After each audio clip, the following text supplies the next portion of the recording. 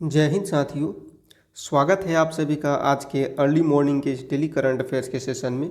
तो आज है 14 अगस्त 2025 और आज फिर से एक बार हम लोग चर्चा करेंगे 10 सबसे महत्वपूर्ण करंट अफेयर्स पर, जो कि आपकी सभी प्रतियोगी परीक्षाओं के लिए बेहद ही इम्पोर्टेंट है, बेहद ही उपयोगी है। तो चलिए बिना देर किए शुरू करते हैं आज के सेशन को, आज के क्लास को। तो जैसा कि आज का पहला प्रश्न जो है कुछ इस प्रकार से है कि T20 में सबसे ज़्यादा रन बनाने वाले की लिस्ट में विराट कोहली को किसने पीछे छोड़ा है। ठीक है, पहला प्रश्न है कि T20 में सबसे ज़्यादा रन बनाने की लिस्ट में विराट कोहली को किसने पीछे छोड़ा है। तो इसको याद रखिएगा, डेविड वार्नर ने। किसने? डेविड वार्नर ने। जानते हैं इसके बारे में थोड़ा सा विस्तार से। देखिए, हाल ही में ऑस्ट्रेलियाई बल्लेबाज जो कि डेविड वार्नर हैं, इन्होंने T20 क्रिकेट में विराट कोहली को पीछे छोड़ते हुए सबसे ज़्यादा रन बनाने वाले बल्लेबाजों की सूची में जो है 5वां स्थान हासिल किया है। वार्नर ने द 100 लीग के दौरान यह उपलब्धि हासिल की, जहां उन्होंने 71 रनों की पारी खेली और T20 करियर में कुल 13,545 रन बनाए, जबकि विराट कोहली के 13,543 रन हैं। T20 क्रिकेट में सबसे ज़्यादा रन बनाने का रिकॉर्ड वेस्टइंडीज़ के जो क्रिस गेल हैं, इनके नाम है, जिन्होंने कुल 14,562 रन जो है बनाए हैं। क्रिस गेल के बाद जो है किरण पोलार्ड जो है, इन्होंने 13,854 रन और एलेक्स हेल्स जो है, इन्होंने 13,814 रन का स्थान इनका आता है। T20 इंटरनेशनल क्रिकेट की बात करें तो रोहित शर्मा 4,231 रन के साथ शीर्ष पर है, जबकि बाबर आजम 4,192 रन के साथ दूसरे स्थान पर और विराट कोहली जो है 4,188 रन के साथ तीसरे स्थान पर है। अगले प्रश्न की बात करें तो स्वतंत्रता दिवस से पहले बीएसएफ ने ऑपरेशन अलर्ट जो है कहाँ शुरू किया है। स्वतंत्रता दिवस से पहले जो है बीएसएफ ने ऑपरेशन अलर्ट जो है कहाँ पे शुरू किया है। तो इसको याद रखिएगा, राजस्थान और मेघालय। कहाँ पर? राजस्थान और मेघालय। स्वतंत्रता दिवस 2025 के अवसर पर जो है सीमा सुरक्षा बल, दैट मीन्स की बीएसएफ ने सुरक्षा बढ़ाने के लिए ऑपरेशन अलर्ट शुरू किया है। यह ऑपरेशन 2 महत्वपूर्ण सीमाओं पर चलाया जा रहा है, जो कि भारत पाकिस्तान और भारत बांग्लादेश की सीमा पर है। भारत पाकिस्तान की सीमा पर यह अभ्यास जो है राजस्थान में 11 अगस्त से 17 अगस्त तक चलेगा, और जबकि भारत बांग्लादेश की सीमा पर यह ऑपरेशन जो है मेघालय में 10 अगस्त से 16 अगस्त तक जारी रहेगा। इस ऑपरेशन का मुख्य उद्देश्य है स्वतंत्रता दिवस के आसपास घुसपैठ, तस्करी और अन्य अवैध गतिविधियों को रोकना है। इसके तहत सीमा पर अतिरिक्त सैनिकों की तैनाती, 24 घंटे गश्त और आधुनिक निगरानी उपकरणों का जो है उपयोग शामिल है।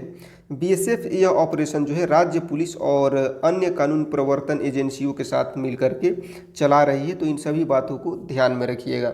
अगले प्रश्न की बात करते हैं तो जुलाई 2025 माह का जो है ICC player of the month जो है किसे चुना गया है। जुलाई 2025 माह का जो है ICC player of the month जो है किसे चुना गया है। तो इसको याद रखिएगा। अगर मेन की बात की जाए तो शुभमन गिल, और वुमेन क्रिकेट की बात की जाए तो सोफिया डंकले को जो है ICC player of the month चुना गया है। ठीक है, तो यहाँ पर ऑप्शन सी हो जाएगा, शुभमन गिल। अगर वुमेन की बात करता तो सोफिया डंकले होता। देखिए, अंतर्राष्ट्रीय क्रिकेट परिषद जो है यानी कि आईसीसी जो है, यह हर महीने शानदार प्रदर्शन करने वाले पुरुष और महिला क्रिकेटर को प्लेयर ऑफ द मंथ जो है इसका खिताब देती है। जुलाई 2025 के लिए भारत के नए टेस्ट कप्तान जो शुभमन गिल है, इनको पुरुषों में, और इंग्लैंड की सोफिया डंकले जो है, इनको महिलाओं में यह जो है अवार्ड मिला है। शुभमन गिल को यह सम्मान जो है इंग्लैंड के खिलाफ टेस्ट सीरीज में उनके बेहतरीन प्रदर्शन के लिए दिया गया, जहां उन्होंने कप्तान के तौर पर अपनी पहली ही सीरीज में शानदार बल्लेबाजी की। जुलाई महीने में खेले गए 3 टेस्ट मैचों में गिल ने 94.5 की औसत से 567 रन बनाए, जिसमें एक दोहरा शतक और 2 शतक जो है शामिल थे। इस पुरस्कार की दौड़ में शुभमन गिल ने इंग्लैंड के कप्तान बेन स्टोक्स और दक्षिण अफ्रीका के बियान मुल्डर को पीछे छोड़ा है। यह चौथी बार है जब शुभमन गिल ने यह अवार्ड जीता है, जो पुरुष क्रिकेटरों में एक रिकॉर्ड है। तो इन सभी बातों को आपको ध्यान में रखना है। बढ़ते हैं अगले प्रश्न की तरफ। तो आज का अगला प्रश्न है कि किस राज्य के वनों में दुर्लभ ब्लू पिंग गिल मशरूम जो है इसकी खोज हुई है? किस राज्य के वनों में दुर्लभ ब्लू पिंग गिल मशरूम की जो है खोज हुई है? तो इसको याद रखिएगा, असम। कहाँ के वनों में? असम के वनों में। देखिए, असम के एक जंगल में जो है शोधकर्ताओं ने नीले रंग की एक दुर्लभ मशरूम की खोज की है, जिसे ब्लू पिंग गिल मशरूम के नाम से जाना जा रहा है। यह खोज जो है असम के लखीमपुर जिले के रानी रिजर्व फॉरेस्ट में की गई। इस मशरूम का वैज्ञानिक नाम जो है माइसेना एजुरिया है। इसका वैज्ञानिक नाम क्या है? माइसेना एजुरिया। यह पहली बार है जब इस प्रजाति को भारत में देखा गया है। यह मशरूम अपनी बनावट के लिए खास है। इसका ऊपरी हिस्सा जो है कैप नीले रंग का होता है और नीचे की तरफ जेल जैसी एक पतली परत होती है जो इसे नम बनाए रखती है। यह मशरूम जो है सड़ी हुई लकड़ी और पत्तों पर उगता है और बायोल्यूमिनेसेंट जो है ये है, यानी कि यह रात में हल्का नीला हरा प्रकाश जो है छोड़ता है और अंधेरे में चमकता है। यह खोज असम की समृद्ध जैव विविधता को दर्शाती है और इस क्षेत्र में अधिक शोध की आवश्यकता पर जो है जोर देती है। इससे पहले इसी तरह के चमकने वाले मशरूम जो है मेघालय और केरल के जंगलों में भी पाए गए हैं, जो भारत की अनूठी वनस्पतियों का प्रमाण है। तो इन सभी बातों को आपको ध्यान में रखना है। आज का अगला प्रश्न है कि एशिया प्रशांत मिड इमेच्योर गोल्फ चैंपियनशिप का आयोजन जो है कहाँ किया जा रहा है? एशिया प्रांत मिड इमेच्योर गोल्फ चैंपियनशिप जो है इसका आयोजन कहाँ किया जा रहा है? तो इसको याद रखिएगा, इंडोनेशिया में। कहाँ पर? इंडोनेशिया में। पहली बार हो रही जो एशिया प्रांत मिड इमेच्योर गोल्फ चैंपियनशिप जो है इसका आयोजन इंडोनेशिया में जो है किया जा रहा है। यह टूर्नामेंट इंडोनेशिया के जकार्ता के पास जो है गार्डिंग राय गोल्फ क्लब में 12 से 14 अगस्त 2025 तक चलेगा। इसका आयोजन एशिया पैसिफिक गोल्फ कन्फेडरेशन के द्वारा किया जा रहा है और यह इस तरह का पहला टूर्नामेंट है। मिड इमेच्योर का मतलब है उन शौकियों गोल्फर मिड इमेच्योर जो है इसका मतलब उन शौकियों गोल्फर्स से है जो कि एक खास उम्र के ग्रुप में आते हैं, आमतौर पर 25 वर्ष और उससे अधिक। इस चैंपियनशिप को शुरू करने का उद्देश्य अनुभवी शौकिया खिलाड़ी को अंतर्राष्ट्रीय स्तर पर पूरा करने का एक बड़ा मंच देना है। यह उन खिलाड़ियों के लिए एक मौका है जो जूनियर या सीनियर कैटेगरी में नहीं आते हैं। इंडियन गोल्फ यूनियन ने भी इस पहली चैंपियनशिप में हिस्सा लेने के लिए अपने 4 सदस्यों की टीम इंडोनेशिया भेजी है। आज का अगला प्रश्न है कि किसने पहली बार विश्व एथलेटिक्स कांस्य स्तरीय महाद्वीपीय प्रतियोगिता की मेजबानी की? किसने पहली बार विश्व एथलेटिक्स कांस्य स्तरीय महाद्वीपीय प्रतियोगिता की मेजबानी की? तो इसको याद रखिएगा, भारत ने। किसने? भारत ने। देखिए, भारत जो है इसने पहली बार विश्व एथलेटिक्स कांस्य स्तरीय महाद्वीपीय प्रतियोगिता जो है इसकी मेजबानी की है, जो भारतीय एथलेटिक्स के लिए एक ऐतिहासिक पल है। इस एक दिवसीय प्रतियोगिता का आयोजन जो है 10 अगस्त 2025 को ओडिशा की राजधानी भुवनेश्वर में कलिंगा स्टेडियम में किया गया। यह विश्व एथलेटिक्स के कॉन्टिनेंटल टूर का हिस्सा है, जिसे कांस्य स्तर की मान्यता प्राप्त है। इस इवेंट का मुख्य उद्देश्य भारतीय एथलीटों को घरेलू मैदान पर अंतर्राष्ट्रीय खिलाड़ियों के साथ मुकाबला करने और अपनी वर्ल्ड रैंकिंग सुधारने का मौका देना था। प्रतियोगिता में भारत सहित 17 देशों के 160 से ज़्यादा एथलीटों ने हिस्सा लिया। इस टूर्नामेंट में जो है भारतीय एथलीटों जैसे कि अनिमेश कुजूर 200 मीटर के लिए, अनु रानी भाला फेंक के लिए और मुरली श्रीशंकर लंबी कूद के लिए, इन लोगों ने स्वर्ण पदक जीतकर शानदार प्रदर्शन किया। कॉन्टिनेंटल टूर को अलग अलग स्तरों जैसे कि स्वर्ण, रजत, कांस्य में बांटा गया है, जिसमें कांस्य स्तर की प्रतियोगिताओं का प्रबंधन क्षेत्रीय संघों के द्वारा किया जाता है। तो इसको आपको ध्यान रखना है। आज का अगला प्रश्न है कि किसने ग्राहकों को डिजिटल बैंकिंग धोखाधड़ी से बचाने के लिए लॉक एफडी सुविधा शुरू की है? किसने ग्राहकों को डिजिटल बैंकिंग धोखाधड़ी से बचाने के लिए लॉक एफडी सुविधा जो है शुरू की है? तो इसको याद रखिएगा, एक्सिस बैंक ने। किसने? एक्सिस बैंक ने। देखिए, प्राइवेट सेक्टर के एक्सिस बैंक जो है इसने अपने ग्राहकों के लिए लॉक एफडी नाम की एक नई सुरक्षा सुविधा शुरू की है। इसका मुख्य उद्देश्य है ग्राहकों की फिक्स्ड डिपॉजिट को ऑनलाइन धोखाधड़ी और अनाधिकृत डिजिटल निकासी से जो है बचाना है। एक बार जब कोई ग्राहक इस फीचर को एक्टिवेट कर देता है तो उसकी एफडी को इंटरनेट या मोबाइल बैंकिंग के जरिए समय से पहले नहीं तोड़ा जा सकता है। लॉक की गई एफडी को बंद करने के लिए ग्राहक को खुद बैंक की ब्रांच में जाकर के अपनी पहचान वेरीफाई करवानी पड़ती है, जिसके बाद ही एफडी बंद हो सकती है।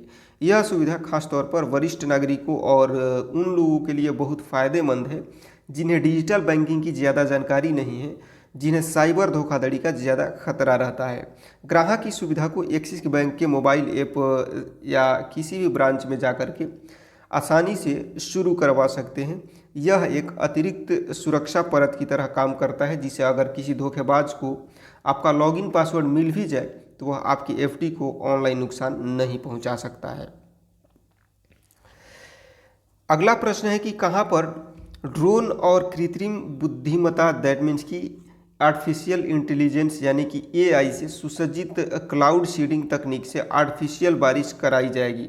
कहां पर जो है ड्रोन और एआई से सुसज्जित क्लाउड सीडिंग तकनीक से आर्टिफिशियल बारिश कराई जाएगी, तो इसको याद रखिएगा, राजस्थान के जयपुर में। कहाँ पे? राजस्थान के जयपुर में। देखिए, भारत में जो है पहली बार ड्रोन और आर्टिफिशियल इंटेलिजेंस दैट मीन्स की एआई का इस्तेमाल करके कृत्रिम बारिश कराने का प्रयोग जयपुर राजस्थान में किया जा रहा है। यह प्रोजेक्ट जो है जयपुर के रामगढ़ बांध क्षेत्र में शुरू किया गया है, जिसका मकसद 129 साल पुराने इस सूखे हुए बांध को फिर से भरना है।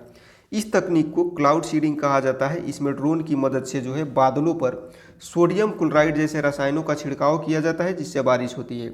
इस प्रोजेक्ट के लिए ताइवान में बने खास ड्रोन इस्तेमाल किए जा रहे हैं, जो कि एआई की मदद से बारिश के लिए सबसे सही बादलों की पहचान करते हैं।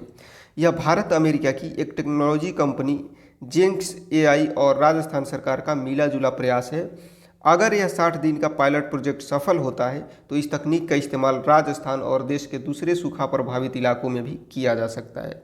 इससे पहले भी भारत में क्लाउड सीडिंग के जो है प्रयास हुए हैं, लेकिन ड्रोन और एआई का इस्तेमाल पहली बार किया जा रहा है, जिससे यह ज़्यादा सटीक और प्रभावी हो सकता है। तो इन सभी बातों को ध्यान में रखिएगा। अगले प्रश्न की बात करते हैं, तो जोमेटो ने किसे अपना ब्रांड एम्बेसडर बनाया है? आपको याद रखना है कि किसने जो है जोमेटो जो है किसे अपना ब्रांड एम्बेसडर बनाया है। तो इसको याद रखिएगा, शाहरुख खान को। किसे बनाया है? शाहरुख खान को जो है अपना ब्रांड एम्बेसडर बनाया है Zomato. Online food delivery platform जो कि जिसका नाम जोमेटो है, इस जोमेटो ने जो है बॉलीवुड के सुपरस्टार शाहरुख खान को अपना नया ब्रांड एम्बेसडर बनाया है। यह घोषणा जोमेटो के नए मार्केटिंग अभियान फ्यूल योर हसल के लॉन्च के साथ की गई। इस अभियान का मकसद उन लोगों को सम्मान देना है जो अपने सपनों को पूरा करने के लिए लगातार मेहनत और संघर्ष करते हैं। जोमेटो के अनुसार शाहरुख खान अपनी मेहनत, दृढ़ता और दशकों के सफल करियर के कारण इस भूमिका के लिए पहली पसंद थे, जो ब्रांड के संदेश से पूरी तरह मेल खाता है। इस साझेदारी के तहत शाहरुख खान जोमेटो की टीवी विज्ञापन, डिजिटल मार्केटिंग और अन्य प्रचार अभियानों का मुख्य चेहरा होंगे। यह कदम जोमेटो द्वारा अपनी ब्रांड पहचान को और मजबूत करने और देश भर में ज़्यादा से ज़्यादा ग्राहकों तक पहुंचने की एक बड़ी रणनीति का हिस्सा है। शाहरुख खान का जुड़ना सिर्फ एक सेलिब्रिटी एंडोर्समेंट नहीं है, बल्कि यह साझा जो है मूल्य पर आधारित एक रणनीतिक साझेदारी है, जिसमें मेहनत और नवाचार को महत्व दिया गया है। आज का अगला और आखिरी प्रश्न है कि हाल ही में भारत ने किस देश के साथ सहकारी निर्यात बढ़ाने के लिए समझौते पर हस्ताक्षर किए हैं? हाल ही में भारत ने किस देश के साथ सहकारी निर्यात बढ़ाने के लिए समझौते पर हस्ताक्षर किए हैं? तो इसको याद रखिएगा, जाम्बिया। किसके साथ? जाम्बिया के साथ। देखिए, भारत जो है इसने अफ्रीकी देश जाम्बिया के साथ एक महत्वपूर्ण समझौते पर हस्ताक्षर किए हैं, जिसका उद्देश्य दोनों देशों की सहकारी समितियों के बीच व्यापार को बढ़ाना है। यह समझौता ज्ञापन जो है 18 जुलाई 2025 को साइन किया गया, जिसकी घोषणा केंद्रीय सहकारिता मंत्री अमित शाह ने लोकसभा में की। इस समझौते का मुख्य लक्ष्य भारत के सहकारी क्षेत्र में बने उत्पादों के लिए जाम्बिया में एक नया बाजार तैयार करना और निर्यात को बढ़ावा देना है। इस काम को नेशनल कोऑपरेटिव एक्सपोर्ट्स लिमिटेड जो है इसके जरिए किया जाएगा, जो कि भारतीय सहकारी उत्पादों को वैश्विक बाजारों तक पहुंचाने वाली मुख्य संस्था है।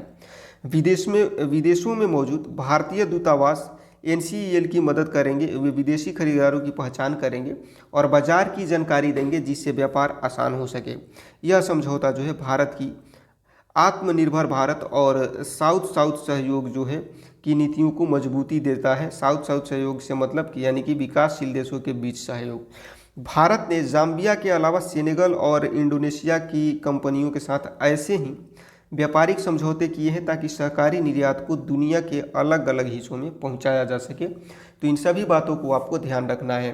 तो उम्मीद करता हूं आज के सभी प्रश्न आपको याद हो गए होंगे और जितने भी आर्टिकल, जितना भी न्यूज़ मैंने आपको समझाने का प्रयास किया, उसकी मैक्सिमम चीज़ें आपको बहुत अच्छे तरीके से समझ में आ गई होंगी। तो क्लास आपको कैसा लगा कमेंट सेक्शन में मेंशन करना ना भूलें। अगर क्लास अच्छा लगा हो तो लाइक करें, हेल्पफुल लगा हो तो दोस्तों को शेयर करें ताकि वो भी इनका लाभ जो है उठा सके।